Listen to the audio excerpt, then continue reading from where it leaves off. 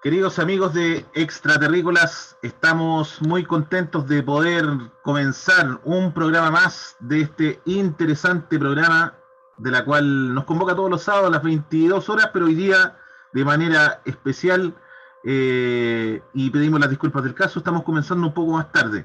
Quiero saludar a nuestros conductores de este programa. Quiero saludar a Sergio Logan. ¿Cómo estás, Sergio?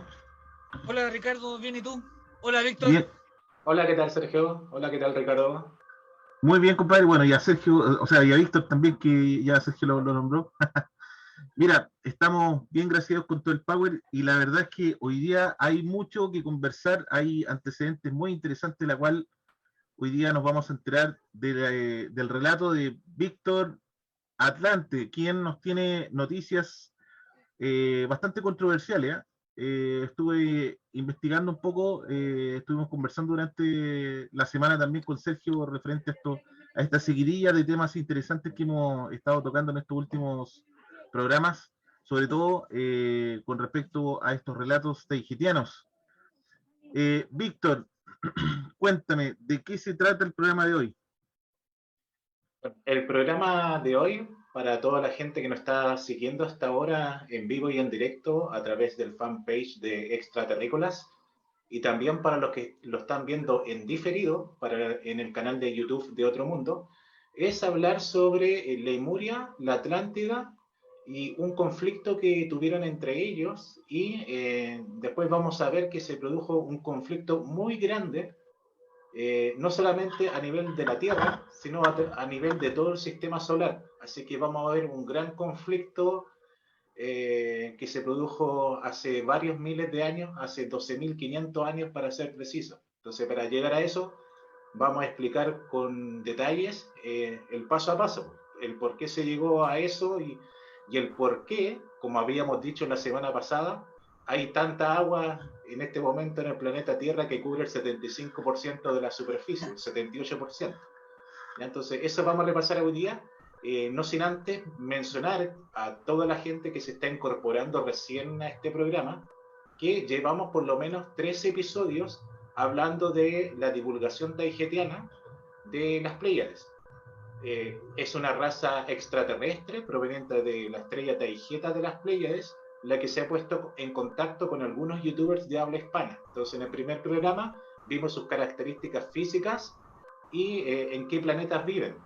En el segundo empezamos ya a analizar el origen de la humanidad, que no estaría acá en la Tierra, sino muy lejos en la constelación de Lira, y cómo ellos fueron arrancando de una invasión reptil. Y en el programa anterior estuvimos viendo cómo llegaron acá a la Tierra hace 40.000 años, arrancando justamente de los reptiles y haciendo de todo por saber su ubicación, como por ejemplo poner grandes piedras para ver la posición del cielo, y también haciendo arte rupestre, que lo estuvimos analizando con lujo de detalles con Sergio, que se maneja harto con la pintura rupestre. Entonces, lo que nos convoca hoy es saber qué pasó con estos lirianos que tuvieron una visita ingrata, la visita reptil. Así es que yo los voy a invitar ahora a ver toda esta historia que es fascinante. Pero antes de eso, estimados Ricardo y Sergio, tengo que hacer presente a la gente que esta historia es una versión taijetiana de la historia de la antigüedad, ¿ya? Entonces, porque es posible que muchas de las personas que nos están viendo ya hayan conocido historia controvertida, tanto de Lemuria como de la Atlántida, a través de otras fuentes.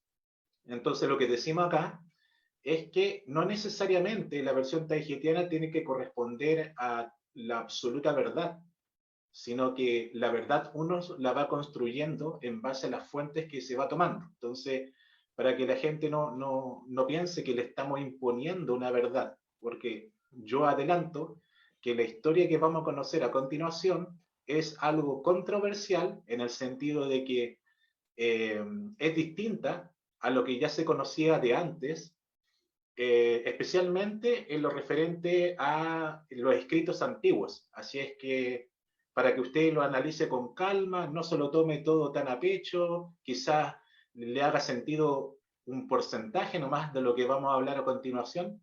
Así que hecho esta advertencia, vamos a ver entonces las diapositivas que les tenía preparado para todos ustedes y ahí me van a avisar si las ve bien. Así que voy a compartir pantalla. Ustedes me avisan si se aprecia. En esa diapositiva que estamos viendo, habíamos quedado en el programa pasado, ¿ya? Entonces, aprovechando saludar a toda la gente que nos sigue en Latinoamérica y quizá en Europa. Sabemos que en Europa es bastante tarde ahora, pero nos van a ver en diferido, así que espero que les guste este programa. Entonces, habíamos hablado la semana anterior que había una sociedad atlante que estaba gobernando por todo el mundo, ¿ya? No se limitaba a una ciudad que estaba en el actual Océano Atlántico Norte, sino que era una sociedad global que tenía varias edificaciones repartidas por algunos continentes, ¿ya?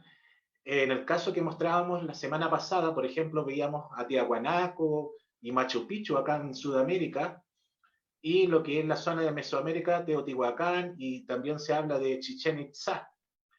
Y ahora, conocimiento nuevo, vamos a decir que tenían algunas construcciones en Turquía, incluso en el Sahara Occidental.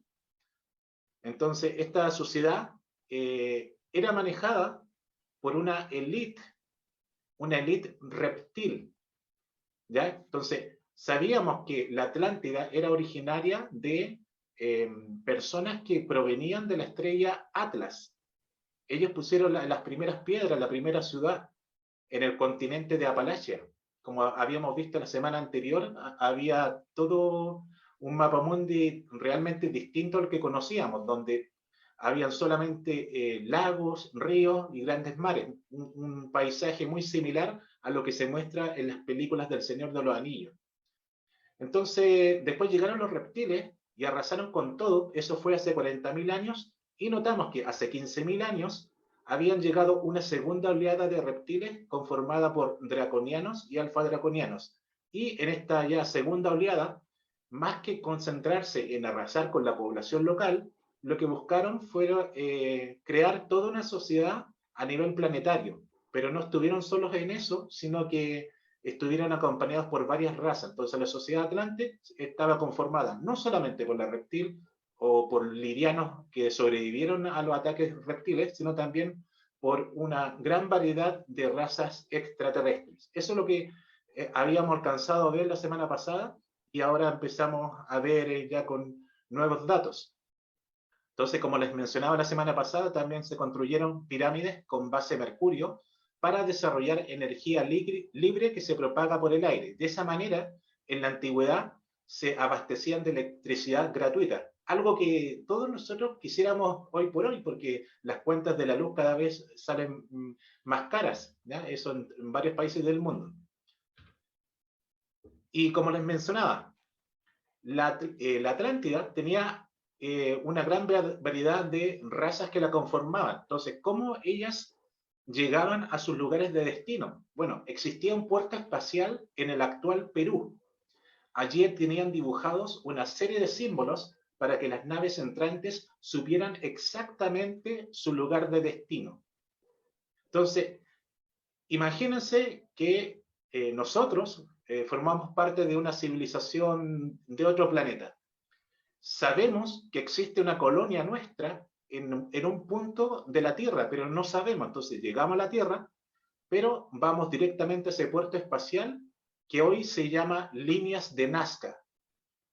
Entonces, lo que poca gente sabe es que los animales que aparecen representados en la superficie, que muchos de ellos son famosos y que de hecho el Perú actual lo utiliza como en sus logos turísticos, hacen alusión a constelaciones de origen de estas razas extraterrestres y la ubicación de sus bases en la Tierra. Entonces, si fuéramos extraterrestres, iríamos hasta este lugar del Perú, donde están las líneas de Nazca, y veríamos en dónde se encuentra aquel dibujo que representa nuestra constelación de origen.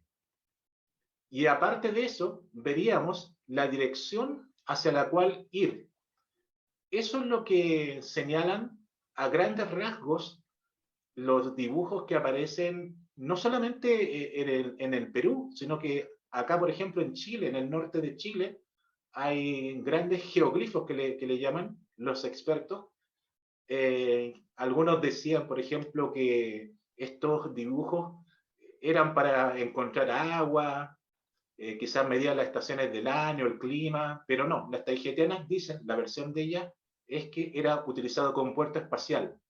Y clave de eso, por ejemplo, hay unas líneas enormes, verticales, de varios kilómetros, que los expertos, los arqueólogos todavía no se explican el por qué están esas líneas verticales sobre mesetas que están desiertas en el Perú. Bueno, esas líneas verticales, tal como ahora, se utilizan grandes líneas verticales para los aeropuertos internacionales.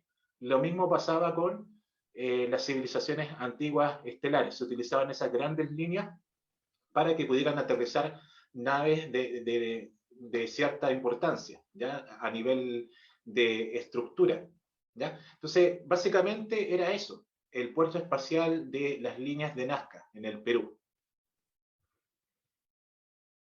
Pero bueno, ahora les voy a contar la parte no grata de esta historia, porque hasta el momento estamos conociendo que esta segunda oleada de reptil estaba edificando pirámides, grandes edificaciones en Machu Picchu, en Teotihuacán, en Tiahuanaco, ¿cierto? Y también tenía un puerto espacial donde se le daba cabida a varias razas extraterrestres y los reptiles estaban a la cabeza de la pirámide. Hasta ahí suena bien, pero el tema acá es lo siguiente. Acá, por ejemplo, puse, cabe destacar que los reptiles habían apresado a los lirianos atlantes, obligándolos a realizar trabajos pesados en las minas. Los reptiles igual venían por varias razones acá, la segunda oleada, y esta segunda oleada recordemos que fue hace 15.000 años. Lo que buscaban, por una parte, era sacar metales de acá de la Tierra, ¿ya? Principalmente el oro, que tiene una gran conductividad para las naves espaciales. Y también nos veían a nosotros, a los lirianos de aquella época, como prácticamente como su ganado. Nos utilizaban como esclavos o hasta como de materia prima, ¿ya? Entonces, era muy común el tráfico de esclavos por aquella época, según las taihetianas. Pero encontraron estos reptiles que los lirianos que estaban acá no obedecían órdenes porque los lirianos se conocían a sí mismos como libres. Entonces, ellos notaron que obligar a los lirianos era un tanto difícil, por lo mismo realizaron una serie de experimentos genéticos para que los obedecieran. Entonces, para mejorar su obediencia, intentaron modificarlos genéticamente, pero no pudieron por la gran conexión que tienen los lirianos con la fuente.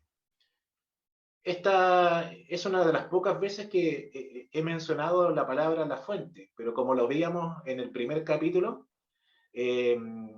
los taihetianos creen que hay un alma única en el universo a la cual le llaman la fuente, y desde ella se puede crear cualquier cosa. Entonces, lo que cuentan las taihetianas es que los lirianos tenemos una gran conexión con la fuente. Entonces, por lo mismo, para los reptiles no les fue para nada de fácil cambiarnos la genética, porque está bien, nos pueden tratar de modificar en el laboratorio, pero una vez que nos inyectan un cambio genético, nosotros podemos volver a nuestra normalidad. Eso es lo que les pasó a los reptiles, ¿ya? Les costó un mundo cambiarnos genéticamente. Entonces, ¿qué pasó? Al no podernos modificar genéticamente, decidieron asesinar a los adultos y solo dejar vivos a los niños, a los cuales les lavaron el cerebro para hacerles creer que estaban limitados. Acá yo puse, tras ello, se los llevaron a vivir a instalaciones subterráneas en la zona de Capadocia, en la actual Turquía. Les inculcaron que aquel lugar, al cual llamaron Edén, era el mejor sitio para vivir. Y acá, estimado Sergio y Ricardo, me voy a detener para que se comprenda, porque quizás mucha gente diga, bueno, ¿qué pasa con el Edén? Nosotros tenemos la concepción de que el Edén es el paraíso. según las antiguas escrituras, el Antiguo Testamento, ¿cierto? Pero lo que dicen las taygetianas es que el Edén estaba muy lejos de ser un paraíso, más bien era un lugar físico que estaba en Turquía. No sé si tú, me imagino que tú sabes, Sergio, o tal vez tú también, Ricardo, que en Turquía hay galerías subterráneas, algunas que se llaman Derinkuyu, que los arqueólogos no pueden explicar cómo se conformaron, cómo la hicieron, porque para que existieran estas grandes cavidades, que son enormes galerías subterráneas, tuvieron que haber sacado un montón de material de tierra y no hay indicios de dónde dejaron toda esa tierra que tuvieron que sacar para armar estas galerías subterráneas. La Es más o tecnología. menos, es más o menos parecido al caso este de esta iglesia de piedra monolítica que se encuentra en Etiopía, que le llaman la Libela. También, o sea, de la misma roca se construyó estas concavidades, estos espacios, estos habitáculos. No fueron construcciones de muchas piedras que se fueron armando, no.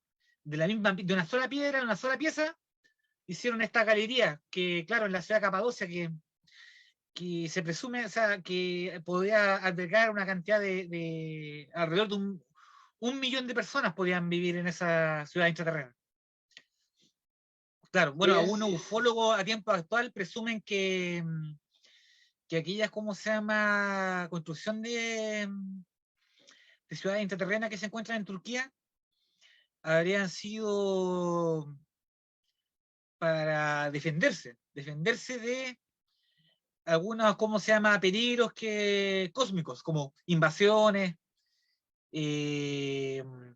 no sé, algún fenómeno de repente atmosférico, desfavorable, o de los rayos cósmicos.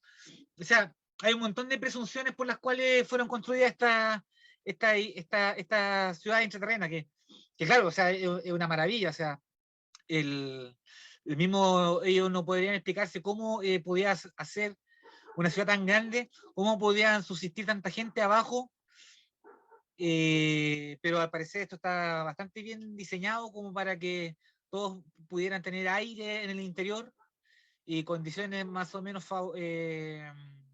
básicas para la supervivencia. Sí, justamente eso, Sergio, tienes bastante razón en lo que cuentas. Para los historiadores ha sido bastante difícil explicar la razón de ser de estas galerías. ¿Por qué un pueblo, y que puede estar incluso con 1 millón de habitantes, como tú dices, se estaría encerrando en el interior de la Tierra, teniendo Claro. toda una tierra vasta en la Capadocia que no es para nada desértica, también tienen sus árboles, sus ríos. Recordemos que desde la zona de Turquía empiezan a ser los ríos Tigris y Éufrates, ¿ya? Que Claro. dan vida a la Mesopotamia. Entonces, no es una tierra desértica como nuestro desierto de Atacama. No. ¿Ya? Entonces, es como raro. Claro. Los ufólogos, como te decía yo, algunos ufólogos presumen que era una ciudad intraterrena para protegerse de algún peligro cósmico. Según la versión de algunos ufólogos, que son los únicos que se han atrevido a aventurarse a dar alguna explicación, pero claro, en rigor, en el mundo de la ciencia, no hay explicación. Es una maravilla estas construcciones. Son una maravilla incomprensible para la ciencia moderna, la ciencia oficial. Bueno, de hecho, disculpa que te interrumpa, Sergio, pero ¿sabes qué? Me parece muy similar a lo que sucedió con la utilización de las estaciones del metro en plena o sea, en plena desarrollo de lo que fue la Segunda Guerra Mundial. Me parece que, bueno, los rusos tenían ese sistema, creo que el metro de Moscú está realizado con ese fin para poder, ojalá, proteger a una cierta cantidad de personas si es que hay un bombardeo, pero me parece que los ingleses también hicieron algo similar. O sea, los ingleses serían los primeros que tendrían contemplada esa situación, ya que el primer metro del mundo, o sea, metro entendiéndose como línea de tren subterráneo, justamente fue en Inglaterra. O sea, a fines de 1800 ya tenían metro ya en Inglaterra. Bueno, y está muy bueno el ejemplo que dio Ricardo, porque eso lo que le ha dado pie a los arqueólogos a pensar de que estos fueron refugios subterráneos tal como lo utilizaron los ingleses en la Segunda Guerra Mundial. Entonces, quizás en la antigüedad habían pueblos invasores que arrasaban con todo y los antiguos turcos, que en realidad no eran turcos, este era otro pueblo, bajaban a estas instalaciones subterráneas para ir resguardarse. Eso es como lo que dicen los arqueólogos y que utilizan este ejemplo de los ingleses durante la Segunda Guerra Mundial para refugiarse de los bombardeos de los nazis. El tema está en que las tajítenas dicen que estos refugios estaban tan bien construidos que tenían aire por todas las habitaciones. Por ejemplo, en los refugios actuales, tú tienes que construir un sistema muy moderno de ventilación. Por ejemplo, toda edificación que tenga subterráneo tiene que contar con respiradores para que sea sostenible el aire en esas instalaciones subterráneas. Entonces, imagínense, no se han encontrado ningún aparato moderno de ventilación, sino que lo que dicen las tahitianas es que las galerías estaban dispuestas de tal manera para que solamente con los vientos externos y las presiones atmosféricas que iban pasando de galería en galería se pudiera emanar el aire por todas las instalaciones, que son como un queso gruyère. ¿Ya? Son como varias galerías que están conectadas unas con la otra en un verdadero laberinto. ¿Ya? Entonces, es una construcción muy, muy fantástica, incluso para los estándares actuales. Entonces, lo que dicen las tahitianas es que los reptilianos de aquella época, al ver que no le hacían caso los lirianos, tuvieron que asesinar a los adultos porque derechamente no le hacían caso y a los niños los llevaron a vivir en estas instalaciones subterráneas. Entonces, desde un principio les dijeron que ellos no tenían supercapacidades, sino que lo mejor para vivir era vivir en esas instalaciones subterráneas. ¿Por qué? Porque ahí tenían alimento gratis. No estaban exentos de todos los peligros de la superficie, como, no sé, pues podrá ser los ataques de los lobos, quizás de los leones, de los osos en algunas partes. Entonces, ahí estaban protegidos. Eso le fueron inculcando a los niños. Entonces, muy probablemente los alimentaban y estaban súper contentos ahí porque tenían alimento gratis, agua gratis, no tenían que esforzarse. Entonces, claro, para ellos, en esa mentalidad, bajo esa mentalidad, era el paraíso.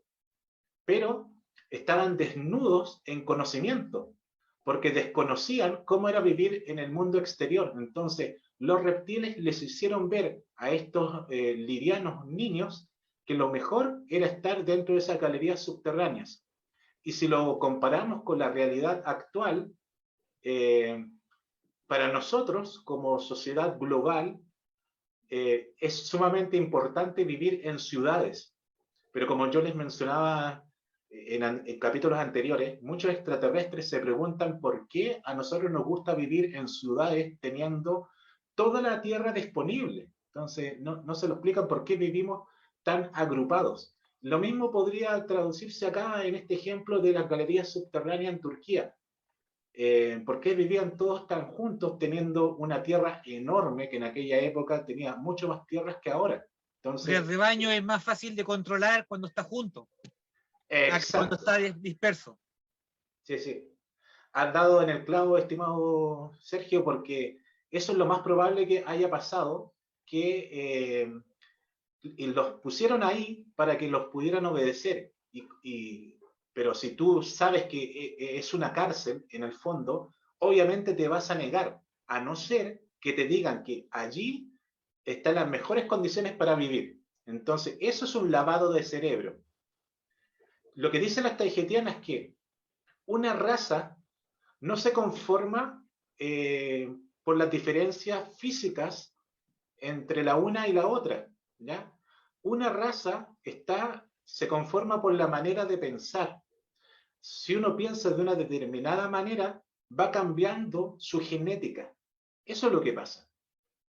Entonces, para crear una raza nueva que sea obediente, que era lo que buscaban los reptiles, había que lavarle el cerebro, hacerlos pensar que estaban limitados, porque anteriormente los lirianos sabían que podían lograr cualquier cosa, porque eran de hecho una raza estelar, pero a esos niños, desde pequeños, les hicieron ver que no, que estaban limitados, que tenían que obedecer, que era mejor estar ahí. Ahora, una de las estrategias que utilizaron los reptiles para que los niños, y después que se transformaron en jóvenes y después en adultos, le hicieran caso, fue que no se les aparecieron físicamente, sino que les ponían voces para hacerles creer que eran dioses. Entonces, una de las claves para que la gente crea en algo superior a ellos es, en primer lugar, que no aparecerse físicamente, porque si tú ves a un ser frente a ti, tú dices, bueno, es un ser tal como yo, tiene un cuerpo físico como yo, por lo tanto puede morir como yo. Pero si tú no lo ves y lo escuchas así como si fuera una voz imponente, lógicamente tú te sientes pequeño. Eso fue lo que pasó en aquel tiempo y el por qué la gente que vivió ahí permaneció toda su vida y feliz allí y lo consideraban el paraíso. Figúrate tú, Sergio y Ricardo, que este periodo donde los esclavos lirianos que los sacaron desde la Atlántida hasta Turquía, no fue un periodo de 10 años, 50 años, ni 100 años, fueron 2500 años. Estamos hablando del año 15.000 hasta el 12.500 aproximadamente, o sea, fue un periodo largo de tiempo.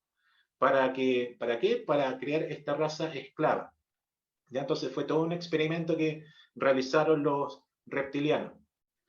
Entonces, a estas personas, los reptilianos les llamaron Adanes, que fue el primer grupo.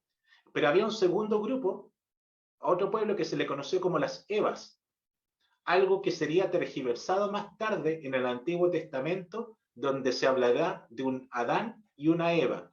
Entonces, aquí, estimados Sergio y Ricardo, yo tengo que hacer un paréntesis, porque quizá a la gente le esté saltando sus conocimientos previos. La gente puede decir, bueno, pero es que en la Biblia, en el Antiguo Testamento, nos hablan de un solo hombre, una sola mujer, en fin. Pero lo que dicen las taigetianas es que desde aquella época se ha tergiversado la historia de la humanidad. Entonces, para ellas no era un único hombre, una única mujer, sino que se trataba de pueblos. El pueblo de los Adanes era este pueblo que estaba esclavizado en Turquía. Y había un segundo pueblo, que era el de las Evas, que estaba conformado por hombres y mujeres, tal como los Adanes, pero que eran aquellos lirianos que se habían arrancado hacia Lemuria. Como lo veíamos en el programa pasado, hubo un grupo que se logró sobrevivir al ataque reptil y se refugió en el continente de Oceana, donde fundaron la colonia de Lemuria, ayudados también por algunas razas benevolentes de la Federación de Planetas Unidos. Entonces, ahí se conformó un segundo pueblo que también eran lirianos, Adanes y Evas eran lirianos, ¿ya? Entonces, después, obviamente, que en el transcurso de los miles de años, los reptiles también capturaron a varias o varios Evas, y eso los trasladaron a vivir en aquellas galerías en Turquía. Entonces, ellos estaban desnudos, es decir, sin conocimiento para autodefenderse ni para su autosustento, pues vivían en enormes galerías subterráneas creyendo que ese era el paraíso, dado que se les daba el sustento diario, tal como lo mencionaba hace algunos minutos atrás. Entonces, en este contexto, desde las Pléyades, además de los solatianos y engans, llegaron un importante número de taigetianas. Cabe recordar que la gran mayoría de ellas son mujeres. La base taigetiana en Lemuria se transformó en el principal foco de la resistencia a la invasión reptil. Entonces, estamos hablando que en la época de hace 15.000 años, se les prestó bastante ayuda a esos lirianos sobrevivientes en Lemuria por parte de varias razas benevolentes. Y especialmente desde las Pléyades, estamos hablando de los solatianos, los engans y las taigetianas, se les prestó bastante ayuda y a tal nivel que los reptilianos que gobernaban casi todo el planeta a través de la sociedad Atlante no pudieron con ellos, no pudieron subyugarlos. Entonces, Lemuria se convirtió en toda una potencia militar de la época. Por lo tanto, Lemuria con la Atlántida rivalizaron. Estaban casi al mismo nivel, solamente que Lemuria no tenía afanes expansionistas como sí lo tenía la Atlántida, que estaba gobernada por unos pocos reptiles, pero esos pocos reptiles eran poderosos. Entonces, ¿qué hicieron las taigetianas? Las taigetianas estaban al tanto de la situación que vivían estas personas de descendencia liviana, por lo que decidieron actuar. Para ello, un grupo de ellas ingresó secretamente a las galerías subterráneas donde se encontraban los esclavos y se hicieron pasar por Evas. Porque claro, como lo decíamos hace algunos programas atrás, si una taigetiana se disfraza de humana, nadie se daría cuenta, porque los rasgos físicos externos son similares a nosotros. Entonces, se hicieron pasar por Evas. A sus pares Eva, entonces, las taigetianas les revelaron su verdadero origen y que no estaban viviendo en un paraíso, sino todo lo contrario. Esta gran revelación fue conocida más tarde como el fruto prohibido. ¿Ya? Cuando se habla del árbol del conocimiento, donde está el fruto prohibido, bueno, el fruto prohibido era ese, el saberse que tenían un origen distinto a cómo se los contaban los reptiles, que, entre paréntesis, las personas que vivían en esas galerías subterráneas ni siquiera habían visto los reptiles, sino que se lo creían como dioses. Entonces, para ellos era como escuchar la voz de Dios. ¿Ya? Entonces, pero no, las taigetianas le hicieron ver que estaban ahí atrapados en el supuesto paraíso. Entonces, ¿qué pasó? Pronto las Evas se comunicaron con los Adanes para revelarles esta verdad y convencerlos de abandonar el Edén. Por eso es que después en la Biblia se dice que fue Eva la que convenció a Adán a abandonar el Edén. Tanto Evas como Adanes tomaron sus animales y con sus pocas pertenencias abandonaron voluntariamente el Edén y se dirigieron a Asia y Europa del Este. No fueron expulsados como más tarde lo diría la Biblia. Es decir, seguimos con la tergiversación según las taigetianas de la historia antigua, que se dice que a Adán y Eva los expulsaron del paraíso. Pero no, según las taigetianas, los Adanes y las Evas tomaron sus ropas, sus pertenencias, sus animales y se fueron a otros lugares. No contentos con esto, obviamente, los reptilianos enfadados los persiguieron hasta darles caza, iniciándose de esta manera una gran guerra entre Lemuria y la Atlántida. Quizás para las personas que siguen ciertos conocimientos esotéricos, se habla de una guerra entre Lemuria y la Atlántida, o quizás muchas personas no sabían de esto, pero sí sabían que posiblemente en la antigüedad se habían producido enfrentamientos entre extraterrestres. Entonces, según las taigetianas, estos enfrentamientos derivan de esta fuga, de esta huida, de este éxodo de los Adanes y Evas del paraíso, y los reptilianos enojados fueron a cazarlos. Es importante destacar que desde entonces la élite que ha gobernado el mundo hasta nuestros días ha menospreciado a las mujeres, pues fueron ellas las que dilapidaron sus planes de una nueva raza liviana que siguiera sus órdenes sin cuestionamientos. Entonces, lo que dicen las taigetianas es que desde aquella época es porque a las mujeres como género se la ha excluido de las grandes tomas de decisiones. Entonces, a partir de ese momento empieza como la sociedad patriarcal, que no sé si lo comentamos en el programa pasado, pero los reptiles se caracterizan por tener un sistema jerarquizado, donde manda el más fuerte, generalmente el más fuerte físicamente. Entonces, por eso es que es como más machista la sociedad de los reptiles. ¿Ya? Es como un reflejo, insisto, así, como es abajo es arriba. Por ejemplo, aquí históricamente la aristocracia, la nobleza. ¿Cuáles son los orígenes primitivos de la aristocracia y de la nobleza? Los grandes guerreros, justamente. aquellos que en sus escudos de armas, en su familia, fíjate, por ejemplo, Rothschild, el escudo rojo, eran guerreros. Antiguamente, en algún periodo antiguo de los antepasados de los cuales ellos provienen, la mayoría de la aristocracia es de antiguos guerreros, de grandes guerreros. Es que es como digo, un reflejo de justamente el sistema de los reptiles.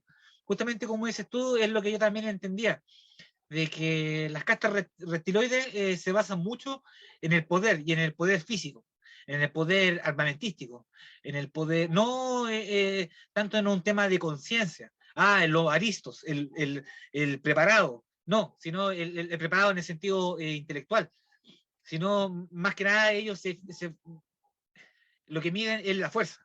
La fuerza es la que mide las castas en la sociedad reptil.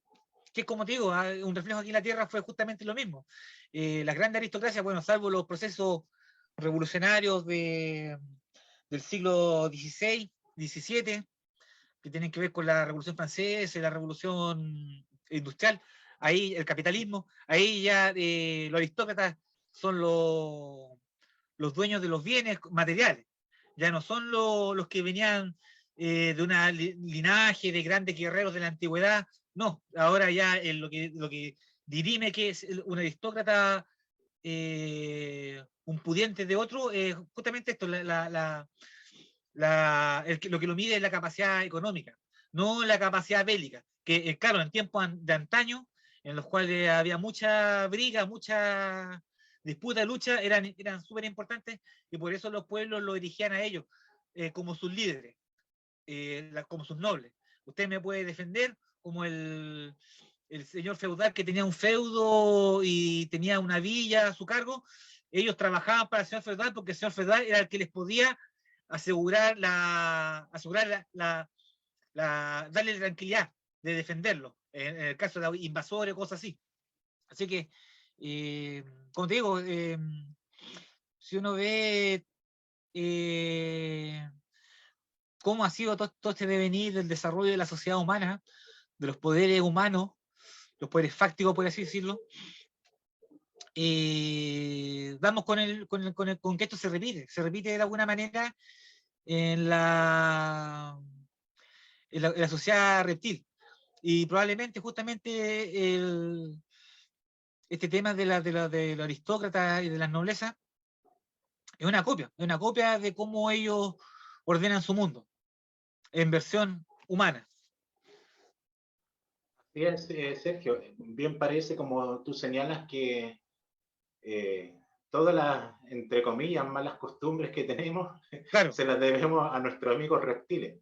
Tal cual. Pero igual sería como injusto como decirlo esto de manera tan categórica, porque somos nosotros los que tomamos las decisiones. Entonces, es como algo compartido. Pero Sí, bueno.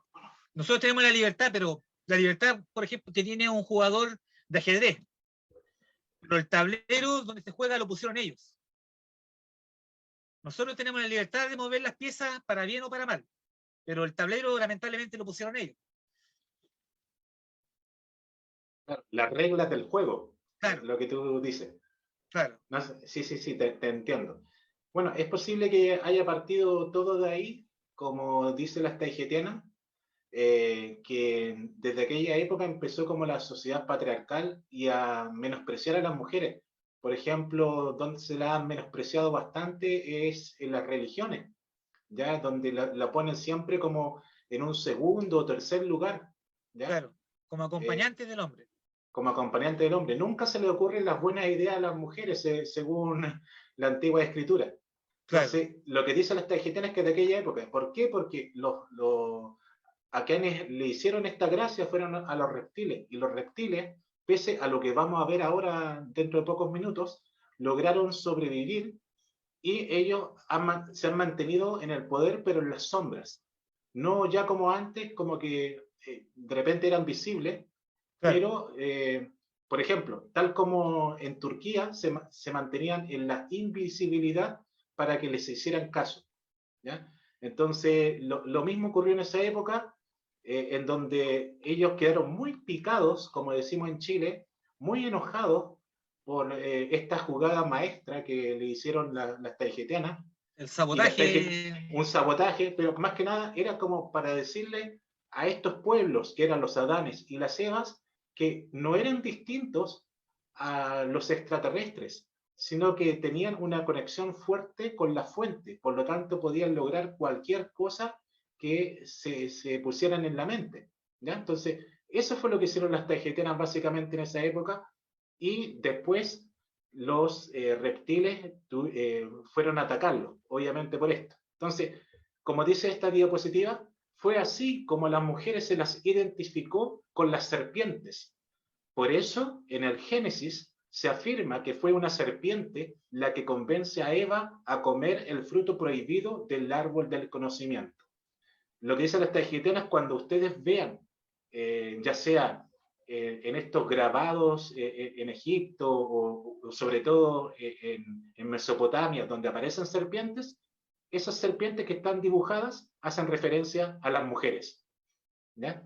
Entonces, siempre a partir de esa época, a las serpientes se le ha visto como el gran enemigo. Es por eso. Ahora, yo le estaba hablando de una guerra entre Lemuria y la Atlántida. Bueno, producto de la conflagración entre Lemuria y la Atlántida, se produjeron grandes enfrentamientos que quedaron registrados en libros religiosos como el Mahabharata, o sea, Mahabharata de la religión hindú. ¿Ya? Se habló de un enfrentamiento entre dioses, yo lo pongo entre comillas para decirle a la gente que no existen los dioses, ¿ya? Sino que cada uno es como su propio dios. Bueno, estos dioses que se transportaban en naves voladoras llamadas vimanas, como las que vemos en pantalla, así la han caracterizado a lo largo del tiempo. Hay un libro incluso que se desprende del Mahabharata que se llama el Vimanika Shastra. Yo lo encontré una vez, un PDF lo encontré en internet, y efectivamente están estos diseños de naves que funcionaban con mercurio en algunos casos. Entre paréntesis, también es llamativo aquí el tema de aquellos submarinos o barcos que le requisaron a los nazis. Ay, perdón la palabra. Que, ¿cómo se llama? Llevaban mercurio efectivamente. Porque el mercurio al parecer tiene una cualidad que al ponerlo bajo ciertas circunstancias, al trabajarlo de cierta manera, utilizarlo de tal manera, logra la ingravidez. Pero como te digo, el Vimanika Shastra es justamente el libro de los Vimanas. Y ahí aparece, bueno, en idioma antiguo, sánscrito, aparece ahí algunos tecnicismos. Es como el Vimanika Shastra, es como un libro, como un manual como el manual que viene cuando uno se compra un auto nuevo. Es así, el Vimanika Shastra. Que los Vimanas eran las naves, los carros de los dioses, entre comillas. Sergio, volví a esta diapositiva porque tú mencionaste el mercurio. Era lo que habíamos hablado en el programa pasado, que algunas pirámides se construyeron por mandato de los reptiles. Bueno, más bien ellos las construyeron, pero lo utilizaron con base mercurio, ¿ya? Y lo que mencionábamos es que con el mercurio se puede generar energía libre, ¿ya? El tema es que el mercurio es bastante contaminante. No Claro, se puede aconsejar a una persona que esté cerca del mercurio porque le podría provocar enfermedades. claro. ¿Ya? Pero tiene la gracia, como dices tú, que permite la ingravidez. Hay algunas naves espaciales draconianas, bueno, sobre todo la draconiana, que utilizan el mercurio para volverlas flotantes. ¿Ya? Claro. Lo mismo que se explica en el Vimanika Shastra. Bueno, yo no lo leí directamente porque no sé leer sánscrito, pero sí algunas fuentes de las cuales yo he estudiado indican eso, que aquel libro habla de eso, de cómo utilizar la mecánica de estas naves específicamente. Y esta mecánica funciona a base de mercurio en muchos casos. Mira, qué interesante. Eso le demuestra a la gente que quizás las taigetianas no estarían tan alejadas de otros conocimientos que se han entregado a la humanidad a lo largo de los años. Entonces, por eso decíamos en un principio, no es que usted que esté en su casa tome esto en un 100%, sino que vaya comparándolo con lo que usted ya sabe o quizás con futuras investigaciones que usted mismo haga, o usted misma haga. Bueno, volviendo al tema, habíamos hablado de los vimanas, ¿ya?, que se utilizaron en estas guerras, y una de las personas que utilizó estos vimanas, uno de estos, entre comillas, dioses que luchó, fue Shiva, ¿ya?, que según la extraterrestre Yashgi, que está muy relacionada con las taygetianas, pudo haber sido un celeano, que es una de las razas de las Pléyades, ¿ya?, que se caracterizan por ser hombres de piel azulada, pero de pelo largo, ¿ya? Entonces, Perdón, eso quería yo también precisar. Las Pléyades es un sistema de estrellas planetario que de más de una estrella, como decíamos, y que cada estrella a la vez también tiene más de un planeta. Cuando siempre uno escuchaba hablar de los pleiadianos, porque los taygetianos son pleiadianos, efectivamente, de las Pléyades. Cuando hablaban de los pleiadianos, como claro, teníamos esa imagen mucho de esta señorita Asket, de Semyasi, que tiene una apariencia muy humana y como que fueran chicas venidas de Escandinavia, de los países nórdicos. Pero al ser las Pléyades, este conjunto de estrellas tan grandes, y albergar una gran posibilidad de grandes sistemas planetarios alrededor, no todos los pleiadianos, los seres de las Pléyades son iguales. No todos son de la misma raza, entre comillas. Hay tienen sus diferencias fisionómicas, como en este caso lo que tú dices de estos seres de piel azul, que muchas veces tiene que ver con los entornos en los cuales ellos se desarrollan. Por ejemplo, si en un planeta la estrella tiende a tener una luz de tal tipo, entonces los ojos les crecen de tal manera, o la piel toma otro color. En cambio, en otro planeta hay otras condiciones, y como te digo, según como dice Gabriel Silva, un investigador español al que yo le he puesto harta atención últimamente, las razas, los seres vivos son originados por los planetas. Y que obviamente hay tanta cantidad de planetas en tan diferentes cantidades ¿cómo se llama?, de condiciones cada planeta. Obviamente van a ser distintas, van a haber diferencias. Por eso quería precisar de que no todo lo de las Pléyades son efectivamente rubios, de ojos azules, no. Hay otras razas que tienen otras características, que incluso algunas se escaparían, serían, no sé si en el caso de las Pléyades, pero tal vez de apariencia más zoomórfica. Sí, bueno, esto está relacionado con las características de las estrellas que conforman las Pléyades, ¿ya? Porque cada estrella tiene su propia radiación, entonces Claro. podría afectar a las características físicas de los individuos que habitan los planetas que giran en torno a ellas. Claro. Entonces, es súper variable. Mira, yo les voy a proponer, Sergio, Ricardo, que en un futuro programa analicemos las distintas razas de las Pléyades, porque hay material de eso, y también de otras razas extraterrestres, porque las taygetianas se han referido a las otras razas y ya señalan que no solamente está conformado de personas que se parecen físicamente a nosotros, sino que también en las Pléyades hay reptilianos y otras razas, Claro, como claro. felinos incluso. ¿Ya? Son muy variopintos, claro. Entonces, hablar de pleiadianos como seres rubios, altos, de ojos azules, No es correcto. es como decir que en Sudamérica todos somos Como Adrián y como los los dados de chilenos, somos todos claro, chilenos.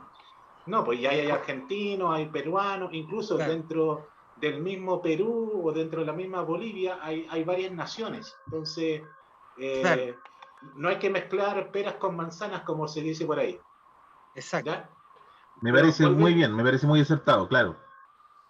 Bueno, volviendo al tema, Shiva era uno de estos, entre comillas, dioses que peleó contra los reptilianos, y fue muy feroz la resistencia que se hizo ahí por la zona del río Indo, ya por el Himalaya.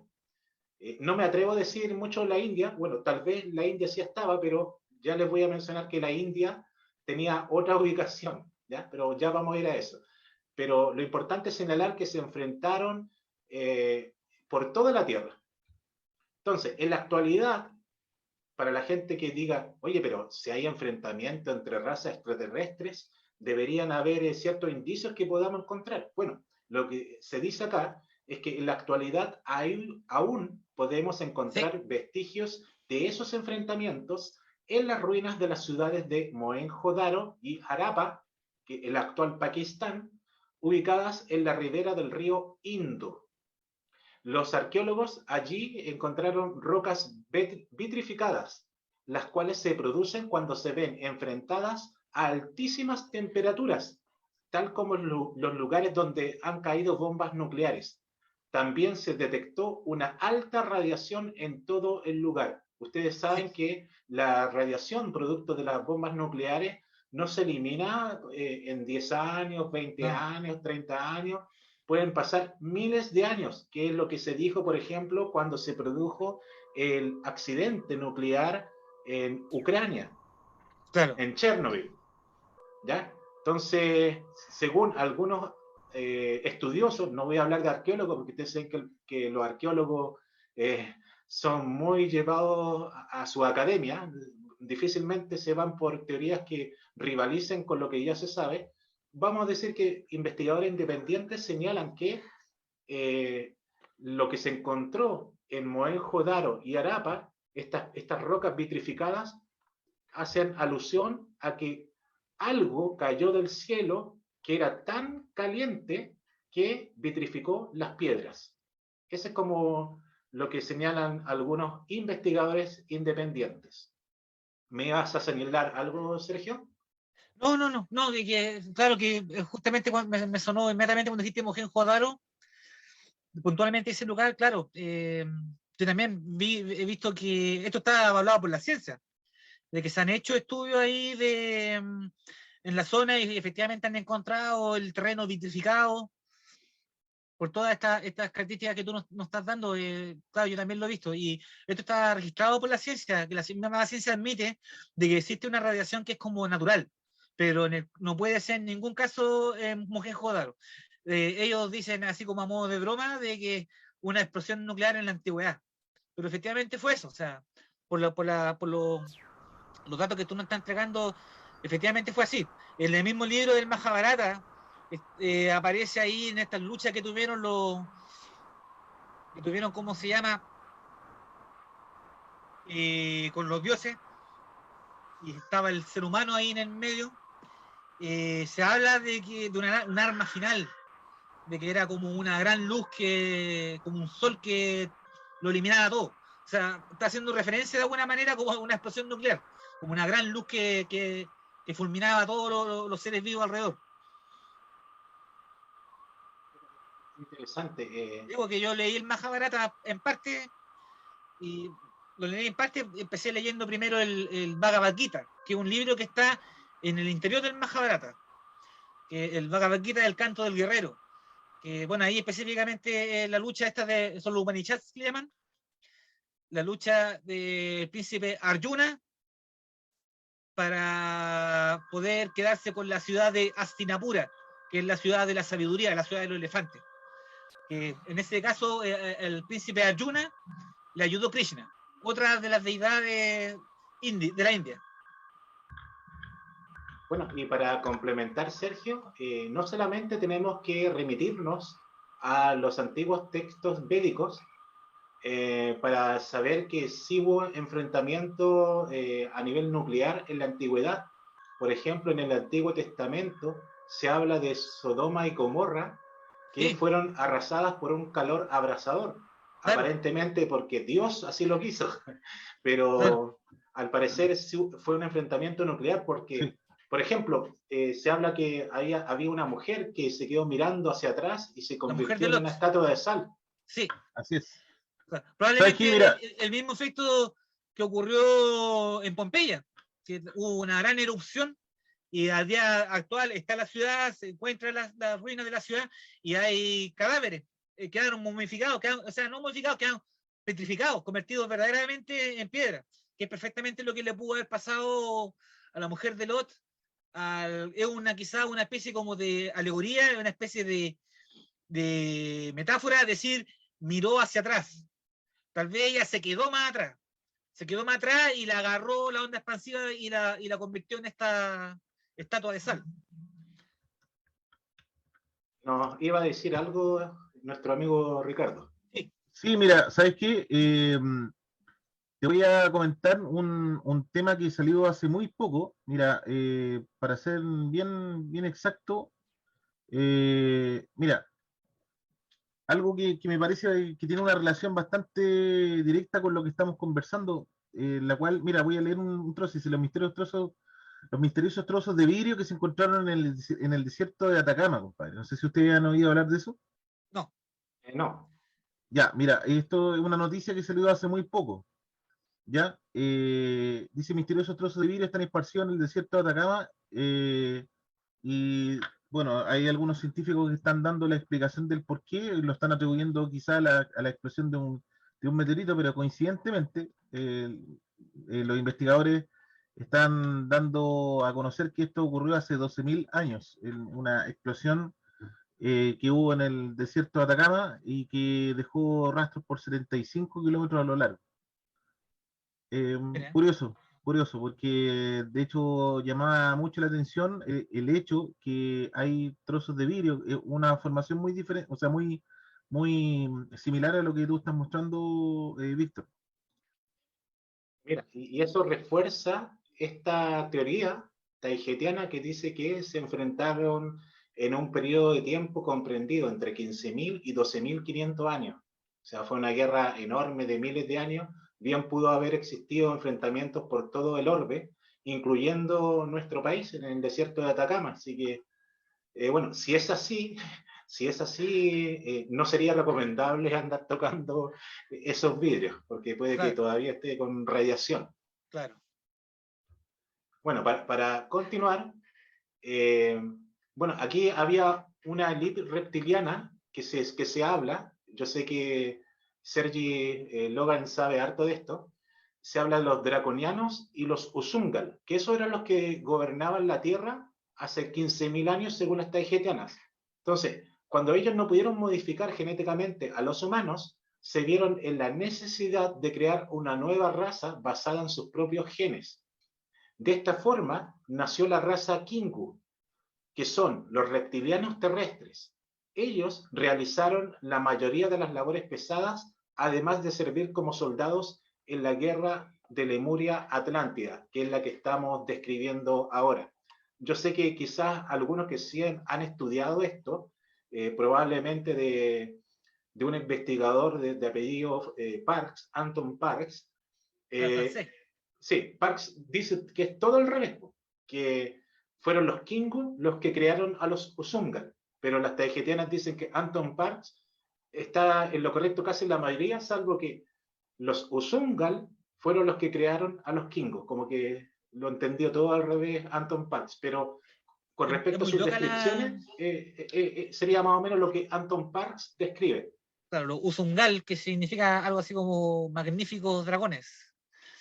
El que sabe harto, claro, Anton Parks, este francés, que, bueno, según lo que él dice, que él empezó a escribir estos libros, él tuvo como una regresión, le hicieron como una regresión, y en esta regresión, él notó que en su vida pasada había sido un reptiloide, justamente, y que en esta vida encarnó como ser humano, pero en su vida pasada había sido un reptiloide, así lo cuenta él.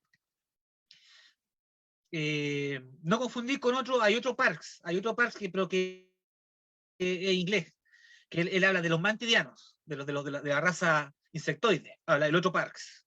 Este Parks, claro, ese era concejal. Claro, un político el otro. Este Parks, alguien que habla mucho de Anton Parks, ¿cómo se llama? Investigador español famosísimo en su canal Rimbel 35, que se llama David Parceriza. Claro, David Parceriza a mí no me cae mal, pero de repente encuentro algunas disonancias en las cosas, en algunas cosas que él dice. Hay algunas cosas que me hacen sentido, hay algunas cosas que él dice que también tienen más o menos algo se puede, algo se puede, ¿cómo se llama? Encontrar en la información que hemos estado viendo hasta ahora. Pero como digo, él es como la persona que más le ha difundido la obra de Anton Parks. Yo lo doy como dato, para si la gente quiere saber de Anton Parks, si no compra su libro o no se comunica con él directamente, aquel que ha tenido bastante acercamiento con él, ha estudiado bastante este tema de Anton Parks, este investigador español David Parceriza. Otro también, bueno, que siempre lo digo, que también que es bastante conocedor de los reptiloides, es este que era jugador de fútbol, David Icke. Icke, sí. Claro, David Icke, bueno, lo que él cuenta particularmente es que a él se le apareció un reptiloide.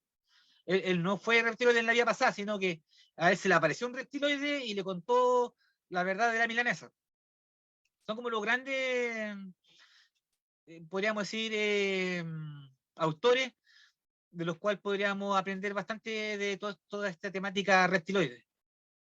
Muy buena acepción que tú haces, Sergio, buenas recomendaciones. Las taijetianas sobre estos investigadores no los deslegitiman, sino que dicen, está bien, estúdienlo, porque mucho de lo que ellos dicen nosotros consideramos que es verdad. Entonces ahí volvemos al tema de que no todos tienen el 100% de la razón. Por lo mismo, hay cosas con las que resonamos de ciertos autores y hay otras cosas que no. Lo mismo con lo dicho por las taijetianas, quizás algunos pueden considerar como esto muy extremo y otros pueden decir, mira, según lo que yo mismo he investigado, yo le encuentro razón a las taijetianas. Entonces, mi sugerencia es que la gente vaya investigando y vaya comparando las distintas fuentes, porque de esa manera se puede llegar a cierta verdad. Entonces, mi sugerencia tampoco es que vayan a decir, no, David Parceriza o no sé, JL, o todos los youtubers que hablan de los misterios están incorrectos. No, quizás en algo aciertan, en otras cosas sí, en otras cosas no. Entonces, esa es como la sugerencia en general. No, y es bueno al menos contemplarlos porque, como justamente dan esquemas para uno hacer comparativas, para poder comparar, para poder de repente reivindicar alguna información o poder encontrar que casa efectivamente con lo que uno piensa, para tenerlos como comparativa bastante bien. Para creerlos como la verdad absoluta, ahí no sabría decirlo, pero por lo menos para tenerlos como una referencia, son bien buenos en ese sentido. Así es.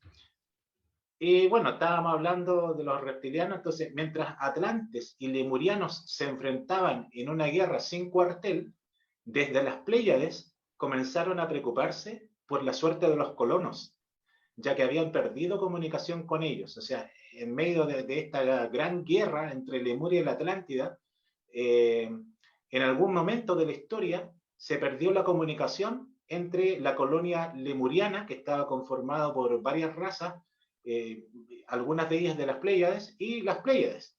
Entonces, los reptilianos, a sabiendas de que pronto la Federación enviaría refuerzos para saber qué estaba pasando, elaboraron un plan maestro para emboscarlos. ¿Cuál fue ese plan? Bueno, colocaron una base ficticia en un planeta llamado Tiamat.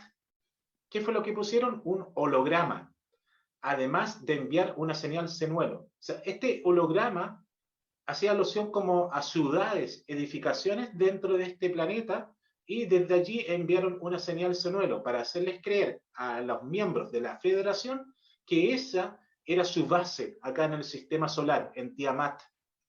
Ahora, para la gente que no sabe qué es Tiamat, Tiamat era un planeta grande, casi del tamaño de Neptuno, ubicado entre Marte y Júpiter. Estaba casi cubierto completamente por agua. En tiempos antiguos era imponente, pues su superficie reflejaba los rayos solares. En nuestro cielo se veía como un segundo sol. Por eso que yo le puse, por ejemplo, acá la imagen de Star Wars, que hace alusión siempre a dos soles, en el planeta donde nació, o más bien creció Luke Skywalker, que es el protagonista, Tatooine. donde hace alusión a dos soles. Entonces, dicen las taygetianas que en la antigüedad habían dos soles. ¿Por qué habían dos soles? Porque los rayos del sol se pueden reflejar mejor en la superficie del agua. Como ese planeta era mayoritariamente de agua y era bastante grande, cuando los rayos del sol se reflejaban en nuestra atmósfera, nos hacía ver como si fuera un segundo sol, ¿ya? Como a manera de espejo.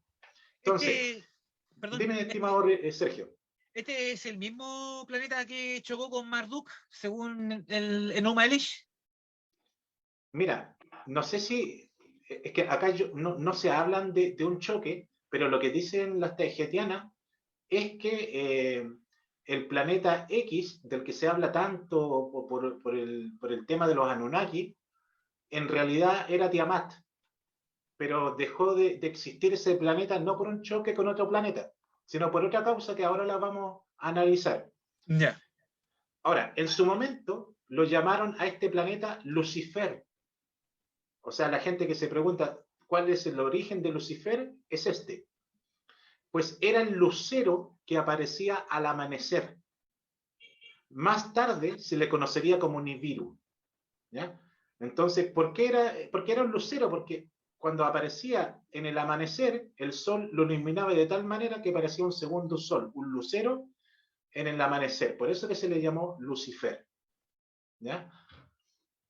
Pronto las fuerzas de la Federación acudieron en un gran número hacia Tiamat, pero fueron emboscados por los reptiles, que entre paréntesis estaban acá en la Tierra y también en Marte. Y desde allí atacaron con todo a la gran flota de la Federación. La batalla fue cruenta y se extendió por todo el sistema solar. Allí se utilizaron por parte de ambas fuerzas todo tipo de armas de destrucción masiva, desde nucleares hasta de energías de punto cero. ¿Ya? O sea, todas las batallas que nosotros hemos visto en las distintas películas de ciencia ficción son una alpargata, como decimos en Chile, comparados con lo que realmente sucedió en nuestro propio sistema solar. O sea, fue la madre de todas las batallas, pero en el espacio. Las batallas fueron tan devastadoras que el 75% de las fuerzas de ambos bandos, es decir, el Consejo de Orión de los Reptiles y la Federación de Planetas Unidos, pereció en la contienda, la cual posteriormente sería conocida como las Guerras de Tiamat. Sin embargo, eso no fue lo peor. Las armas utilizadas generaron tal calamidad que volvió el sistema solar, o sea, que el sistema solar nunca más volvió a ser el mismo por las armas que se utilizaron. ¿Ya? No sé si se acuerdan de la película de Star Wars, las primeras que hacían alusión a un rayo de la muerte. Entonces, imagínense que civilizaciones extraterrestres pudieran tener armas capaces de destruir planetas, planetoides, en fin. Entonces, eran armas demasiado poderosas para ser utilizadas y las utilizaron en esa batalla. Entonces, ¿dónde empezó la calamidad? Empezando por Marte, que antes de este conflicto era un hermoso planeta verde como la Tierra. Con las armas, principalmente de Eta y Geta, perdió su atmósfera, o sea, quedó en el fuego cruzado Marte. Perdió ahí su atmósfera y su superficie fue arrasada, pereciendo buena parte de su población, que estaba constituida por varias razas, incluyendo lirianos. ¿Ya? Entonces, cuando hablamos de marcianos, no hablamos de hombrecitos verdes, como nos han hecho creer por varias décadas en las películas, sino que eran varias razas. ¿Ya? Y ahí habían también lirianos descendientes, tal como en la Tierra, porque cuando llegaron hace 40.000 años, no solamente llegaron a la Tierra, sino también a Marte y Venus, ¿ya? Entre otros lugares. Entonces, ahí quedó la tremenda tole-tole, como decimos en Chile, el tremendo quilombo, como dirían en Argentina. Claro. Y Marte perdió su atmósfera, todo fue arrasado. Pero lo más grave ocurrió en el propio Tiamat, donde las armas utilizadas provocaron ondas de choque que crecieron a niveles gigantescos debido a la masa oceánica que cubría casi la totalidad de aquel mundo. Cuando estas ondas dieron la vuelta al planeta, rebotaron entre sí, creando un efecto de desestabilización de la masa que acabó desintegrando a Tiamat. ¿Cómo se puede desintegrar un planeta de esta forma?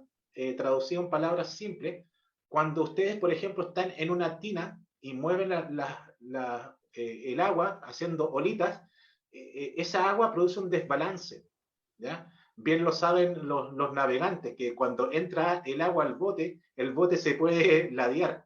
Entonces, imagínense esto a nivel planetario. Si tú con armas potentes, sumamente potentes, generas ondas de choque, ¿cierto? Porque por una explosión se generan ondas de choque que llegan hacia el océano, que en este caso de Tiamat cubría casi todo el planeta, habían unas pocas islas. Entonces, imagínense las enormes olas que estaban dando la vuelta a ese planeta. Olas que, por ejemplo, no sé, uno las puede comparar con las que están en la película Interestelar, Claro. de donde yo saqué esta imagen. También, Gigantesca. por ejemplo, con esa ola de la película Impacto Profundo, ¿cierto? Olas gigantescas. Entonces, si se producen olas gigantescas y dan la vuelta al planeta, en algún momento se van a encontrar con la otra ola y van a chocar entre sí. Entonces, todo eso crea una desestabilización en toda la masa planetaria que está debajo de ese océano, y está el nivel de desestabilización que se desintegra un planeta. ¿Ya? Y eso Cataclismo, fue un cataclismo gigantesco, horrible, lo que le pasó a Tiamat, que estaba habitado en las pocas islas y también tenía seres acuáticos, según lo que decían las taigetianas, muchas ballenas, tiburones, bueno, todo un montón de vida en su gran océano. Y de ahí deriva la palabra desastre, que hace alusión a este episodio. Desastre, desastro, es decir, destrucción de un astro. De ahí viene etimológicamente esa palabra desastre, del desastre de Tiamat. ¿Qué pasó entonces con los restos? Los restos se dispersaron rodeando al Sol y hoy se conocen como el cinturón de asteroides. Eso es el por qué está el cinturón entre Marte y Júpiter. Es como también como lo que dice este canto de Marduk con Tiamat, que al chocar se convierte, uno de estos planetas se pulveriza, se destruye y se convierte en el cinturón de asteroides. Es más o menos el mismo desenlace de la historia. Claro que las taigetianas lo cuentan de otra manera, le explican de otra manera cómo la destrucción de por qué fue la destrucción de este planeta. Según el Numa Elish, es por el choque de dos planetas. Según las taigetianas, es como se llama por esta batalla cósmica de niveles estratosféricos. Bueno, de hecho, disculpa, Ricardo. Pero déjame agregar que la NASA en estos últimos años ha estado investigando, porque creo que este es el cinturón de Cooper, ¿o no? No estoy... Este otro. No, es otro. No, el otro, el de Cooper, está más lejos. Es casi exosistema solar. Este cinturón se encontraría en la órbita entre Marte y me parece que Júpiter, ¿no? Sí, es la que marca los planetas interiores de los exteriores. Perfecto. Claro, porque la NASA, yo había escuchado que habían algunos investigadores científicos que estaban diciendo que posiblemente esto pertenecía a un antiguo planeta que estuvo en una órbita, pero desconocen el por qué se desintegró y quedó de esa forma, pero porque muchos dicen, no, son restos de a lo mejor del segundo sol que había. No sé si ustedes han escuchado también esa historia. Que dicen que en un comienzo estaba en nuestro sol que nosotros, bueno, sentimos, vemos, y había otro sol más que la verdad explotó y quedó este resto. Pero claramente, ahora con lo que tú estás explicando, Víctor, me cuadra el hecho de lo que están diciendo los científicos con este relato taigetiano. Y tú hablabas del segundo sol. lo que dicen las tahitianas es que era un reflejo de las aguas de Tiamat que la hacían ver como un segundo sol. Hay muchas culturas que dicen que antes no existía la luna, sino que había un segundo sol, ¿ya? Y ese segundo sol, según las tahitianas, era Tiamat, que quedó dispersado actualmente como cinturón de asteroides, ¿ya? Entonces, esa es una explicación posible a este cinturón, ¿ya? Y agregar algo, hay ciertas investigaciones que señalan que los planetas están alineados en el sistema solar de tal manera, siguiendo un patrón de distancias. Entonces, para algunos investigadores dicen que para tal distancia debe haber un planeta. Entonces dicen que justo debería haber un planeta entre Marte y Júpiter, porque hay un espacio demasiado grande. Y este espacio lo está justo teniendo el cinturón de asteroides. Dicen Es como efectivamente un dato que freak. hay un planeta ahí que supuestamente dicen que entre medio del sistema de asteroides hay un planeta metido. Que claro, no debe ser habitable, debe estar muy como un planeta errante, entre comillas, dentro de nuestro mismo sistema. Pero no recuerdo el nombre. Pero se habla de que presumen de que hay un cuerpo masivo en medio del sistema de asteroides, del cinturón de asteroides. Pero no recuerdo el nombre del planeta este hipotético. Bueno, de hecho, disculpen, pero también hay otro tema que, a ver, que hace mención también a las características de giro de Neptuno. No sé, bueno, también es un tema que a mí me había quedado dando vueltas porque creo que hay una controversia y dudas bastante grandes en el grupo de científicos y astrónomos que no han podido explicar la velocidad de rotación que tiene Neptuno y creo que es el sentido de giro que tiene, que es muy diferente a los planetas del sistema solar, nuestro planeta y lo otro. Según lo que yo recuerdo haber escuchado, haber leído básicamente, es que había un grupo de astrónomos que plantean de que Neptuno, a raíz de una colisión o de algún evento, cambió el sentido de giro. Y es por eso que hoy en día Neptuno se encuentra en una condición que probablemente dicen que no es posible poder enviar sondas para la investigación de Neptuno por el asunto de los grandes vientos que hay en Neptuno, pero es por el asunto del giro. Por el Curioso también, movimiento de rotación. claro, justamente.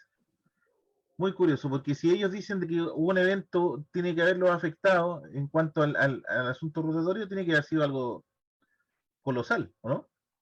Sí, mira, lo que tú señalas puede ir de la mano con lo que vamos a contar ahora, porque, a ver, si se utilizan armas de destrucción masiva, estas sí que son de destrucción masiva, no como las falsas que creo yo que andaban buscando en Irak, estas sí que eran de destrucción masiva, posiblemente no solamente Tiamat sería el afectado, sino que estas ondas de choque podrían llegar fácilmente a todos los planetas del sistema solar y tal vez hizo girar a Neptuno de otra manera, ¿ya? Y mira, acá está, la energía de la explosión de Tiamat fue tan grande que desestabilizó las órbitas de todos los planetas del sistema solar. Por ejemplo, Saturno, que antes se veía más grande desde la Tierra, se alejó hacia su actual órbita. Mientras que Mercurio se acercó tanto al Sol que la radiación de este arrasó con todas sus formas de vida, convirtiéndose en un planeta inerte. En tanto, ¿qué pasó con el agua de Tiamat? Porque estábamos hablando del asteroide, pero ¿y qué pasa con el agua? También se dispersó en todas direcciones gracias a que el vacío del espacio también es un fluido. Como lo decíamos en el programa pasado, cabe indicar que entre mayor sea la masa de agua, conservará su fluidez por más tiempo. Esto lo podemos ver, por ejemplo, cuando estamos lavando la loza y estamos lavando una olla con aceite o un sartén con aceite con agua. Entonces notamos que se forman como gotitas de aceite porque la dinámica, las densidades del aceite con el agua no son las mismas. Entonces, por eso que se dice que es como aceite, es más difícil unir el aceite con el agua. Entonces, ¿qué pasa? El océano, en este caso, tiene otra densidad distinta a la del fluido del espacio. Entonces, se forman verdaderos grupos de agua, como unas burbujas enormes de agua, que estuvieron así por mucho tiempo. O sea, entre más grande sea la masa de agua, por más tiempo se va a quedar así, no se va a diluir. ¿Ya? Entonces, de esta forma pasaron varios meses, incluso pudo haber sido años, hasta que el agua de Tiamat alcanzó a la Tierra y más tarde a Venus. Y como yo Esto les se muestro... condice, perdón, esto se condice de todas maneras con alguna hipótesis de los astrónomos que dicen que el agua de la Tierra efectivamente llegó acá desde el espacio. La gran parte del agua de la Tierra llegó del espacio, presumiblemente en cometas, dicen. Claro, pero yo creo que para la cantidad de cometas que tienen que haber caído, la Tierra sería muy distinta como es hoy en día. Otra cosa debe haber pasado, que llegó agua del espacio. Probablemente lo que dice el relato tajirano.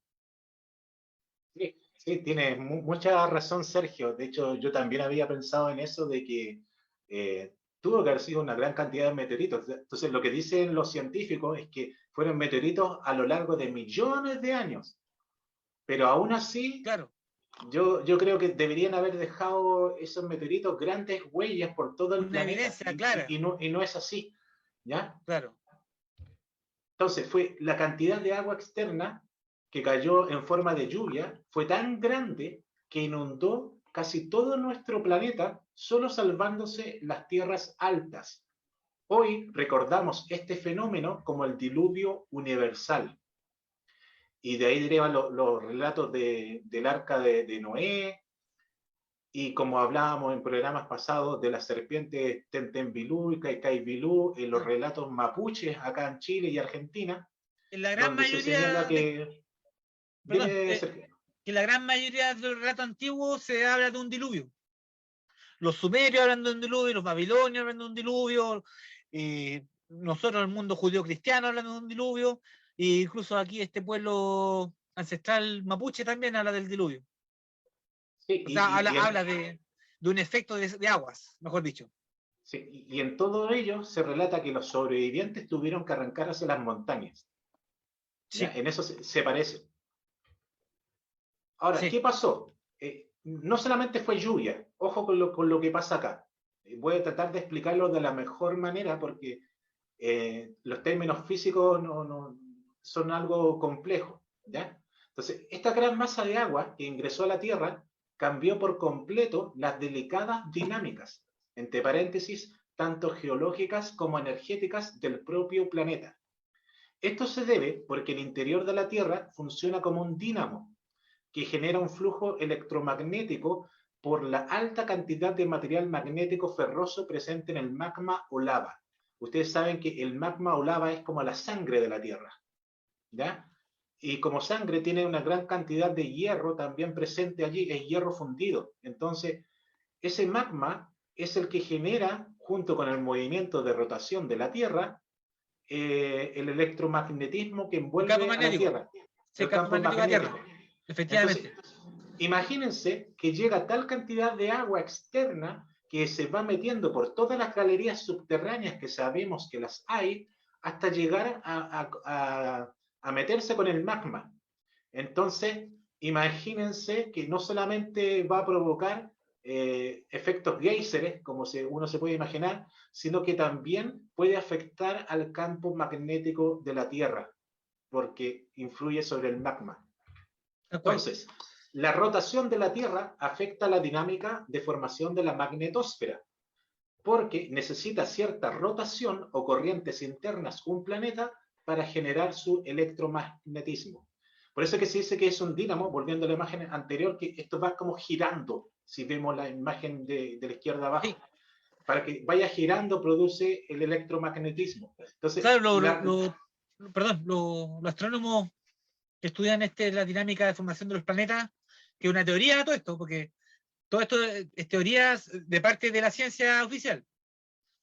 No es muy claro el origen de los planetas, tienen modelos pero no es algo 100% comprobado. Pero claro, dicen que efectivamente para que un planeta tenga una magnetósfera, un campo magnético, debe tener un núcleo ferroso, y en el caso de la Tierra es de hierro y níquel, que tienen que estar en un movimiento de conservación angular que le llaman, que es girar, este giro que hace la materia, que presumiblemente queda, presumiblemente de lo que ellos indican que fue el periodo en que la Tierra era una masa de magma en el espacio, girando, el núcleo del interior sigue girando. Y eso es lo que produciría el magnetismo de la Tierra. Es que es probablemente quizás el mismo sistema de la Tierra que utiliza la nave, los bimanas, hacer girar ¿cómo se llama? Mercurio líquido para generar este magnetismo, y por ende ingravidez. Vamos a ver eso en los próximos capítulos. Vamos a ver en detalle cómo vuelan las naves espaciales, pero tú has dado en el punto exacto, Sergio, porque muchas de las naves extraterrestres utilizan los campos magnéticos, utilizando dínamos artificiales para generar este campo magnético con lo cual pueden separarse del suelo. ¿Ya? Pero eso lo vamos a ver en detalle. Entonces, ¿podría interrumpir un poquito, chicos? sí, sí. Mira, la verdad es que ya estamos casi llegando a la hora y media de transmisión. ¿Queda mucho material todavía, Víctor, para poder comentar? 1, 2, 3, 4, 5, 6, 7, 8, 9. Sí, queda material. Así que podemos hablar para los próximos capítulos. O sea, el próximo capítulo podemos seguir ahondando sobre el gran cataclismo que se produjo acá en la Tierra. Acá recién estamos explicando por qué se produjo un cataclismo, ¿ya? Por eso que tenemos que hablar en detalle sobre el campo magnético y todo eso, pero vamos a ver las consecuencias de lo que produjo el agua dentro del interior de la Tierra, ¿ya? Eso lo vamos a analizar en detalle, esperemos que para el próximo capítulo, junto con la llegada de un objeto que nos cambió de manera definitiva la forma de ver las cosas. Pero, la Luna. Sí, ya podemos hablar de nuestra Luna, pero vamos a hablar en detalle del por qué está en el lugar actual y cuáles son algunas de las características de esta. Ok, entonces, bueno, quiero agradecer enormemente la presencia de ustedes aquí analizando estos interesantes temas como es el que nos ha traído Víctor y que hemos comentado acá durante toda esta jornada, ¿no es cierto?, de extraterrícolas. Quisiera enviar un gran saludo a Roberto Rivera Hernández, quien ha estado en el chat en vivo de extraterrícolas, ¿no es cierto? Y dice, buenas noches muchachos, dice que también lo está viendo el programa. Así que un abrazo para Roberto. Roberto nos sigue ya desde algunas transmisiones. Saludar también a Carlos Sosa también, que estuvo conectado en esta transmisión. Y a muchos otros amigos que también nos van a estar mirando también en lo que es el canal de YouTube. Sergio, ¿quieres saludar a alguien? A nadie puntualmente. Bueno, saludar a toda nuestra audiencia, pero más que saludar, preguntarle a Víctor sobre su papá, cómo se encuentra, cómo ha estado de salud. Gracias por preguntar, Sergio. Sí, mira, mejor porque ha ido evolucionando un poquito, ya lo han cambiado de sala. Bueno, para la gente que no nos sigue recién ahora, indicarle que mi papá ha estado gravemente enfermo, sufrió de un triple aneurisma cerebral y ha sido tratado ya con 2 operaciones. Y ahora yo lo vi y ha estado mejor, por lo menos me queda mirando, al parecer me entiende, todavía no se puede comunicar, y durante el día viernes le estaban haciendo una última operación, que es ponerle una válvula para ir drenando el líquido en exceso que tiene en el cerebro. Entonces eso va a ser de carácter permanente. Y lo trasladaron a una sala de cuidados intermedios, ya no la UCI, sino la UCIM, la que termina en M. Entonces, ha estado mejor, afortunadamente, y por eso a mí me tiene bastante contento y esperanzado en su mejor evolución. Así es que espero que mi papá se recupere, yo no digo lo más pronto posible, sino lo mejor posible. Así que gracias por preguntar, Exacto. Sergio. Y yo aprovecho solamente saludar a la gente que nos está siguiendo a esta hora en vivo a través del fanpage de Facebook de Extraterrícolas, también a los que nos ven en diferido a través del canal de YouTube de Otro Mundo, y en especial a las taijetianas, que a ver si en una de esas nos están mirando, porque estamos hablando de ellas. Así que, Yo creo bueno, que si es sí, que sí. en el caso de que existieran, si es que existen, yo les doy mi agradecimiento. Si es que me equivoqué en algo, me pueden decir por interna, ¿cierto? Así que en una de esas tenemos un contacto con las tarjetianas por si ellas nos quieren corregir en algo. Ya, pero mi humilde esfuerzo es simplemente transmitir lo que yo ya vi en los canales de YouTube, Conocimiento Pleiadiano, Agencia Cósmica, Despejando Enigmas, que han sido los verdaderos contactados. Nosotros solamente estamos comentando lo que ellos han dicho, pero comentarlos para asimilar toda esta información que es muy grande, es muy extensa, Sí, muy vasta. Entonces, por eso Así hay que es. tomarlas de a poquito, ir conversando para después ver en los próximos capítulos más información. Así es que eso sería. Muchas gracias, Sergio, muchas gracias, Ricardo, y gracias a todos los que nos están viendo a esta hora. gracias a ti.